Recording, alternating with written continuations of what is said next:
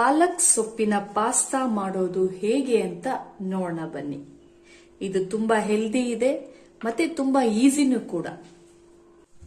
ನಾನು 1 cup pasta ತಗೊಂಡಿದ್ದೀನಿ, ಅದನ್ನ ಬಿಸಿ ನೀರಿಗೆ ಹಾಕ್ತಾ ಇದ್ದೀನಿ.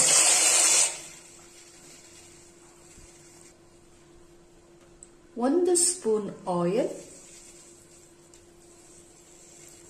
ಜಾಸ್ತಿ ಎಣ್ಣೆ ಬೇಡ, ನಾನು ಆಮೇಲೆ ಬಟರ್ ಹಾಕೋದ್ರಿಂದ ಬರೀ 1 ಸ್ಪೂನ್ ಆಯಿಲ್ ಹಾಕಿದ್ದೀನಿ. ಪಾಲಕ್,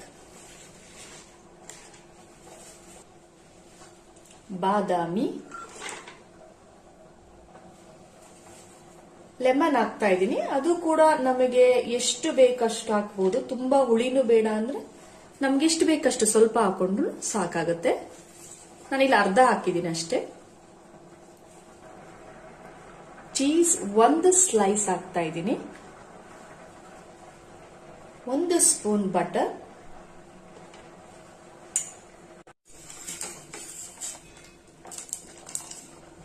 ಇದು ರೆಡಿ ಆಗಿದೆ ನೀಟಾಗಿ. ಸಾಕೀಗ ಸ್ಟವ್ ಆಫ್ ಮಾಡ್ತಾ ಇದ್ದೀನಿ ನಾನು. ಪೆಪ್ಪರ್ ಹಾಕ್ತಾ ಇದ್ದೀನಿ. ನಾನು ಒಂದು ಅರ್ಧ ಸ್ಪೂನ್ ಪೆಪ್ಪರ್ ತಗೊಂಡಿದ್ದೀನಿ. ಖಾರನೂ ಕೂಡ ನಮ್ಗೆ ಎಷ್ಟು ಬೇಕೋ ಅಷ್ಟು ನೋಡಿ ನಾವು ಹಾಕೋಬೇಕು. ಸಾಲ್ಟ್, ಇದು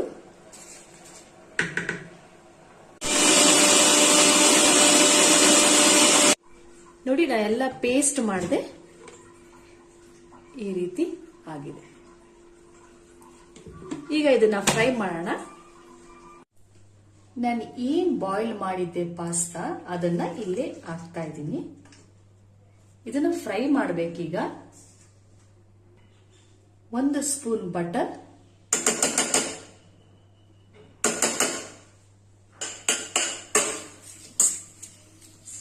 ಸ್ವಲ್ಪ ಬಟರ್ ಮೆಲ್ಟ್ ಆಗಲಿ.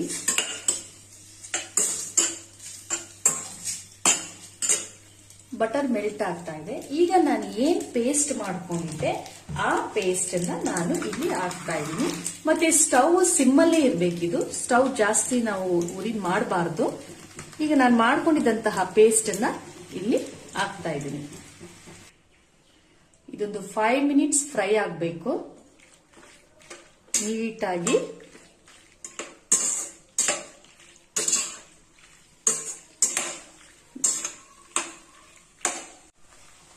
ಬೆಳ್ಳುಳ್ಳಿ ಹಾಕ್ತಾ ಇದ್ದೀನಿ.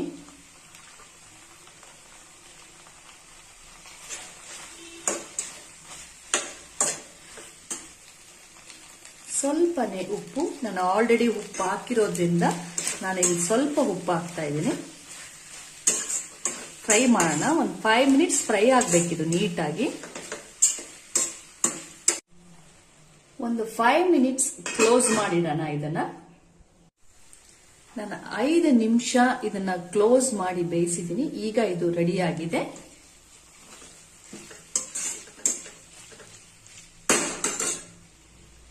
ಲಾಸ್ಟ್ ಅಲ್ಲಿ ನಾನು ಇದಕ್ಕೆ ಚಿಲ್ಲಿ ಹಾಕ್ತಾ ಇದ್ದೀನಿ.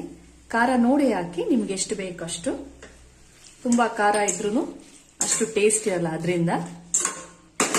ಸೊ ಇದು ರೆಡಿ ಆಗಿದೆ.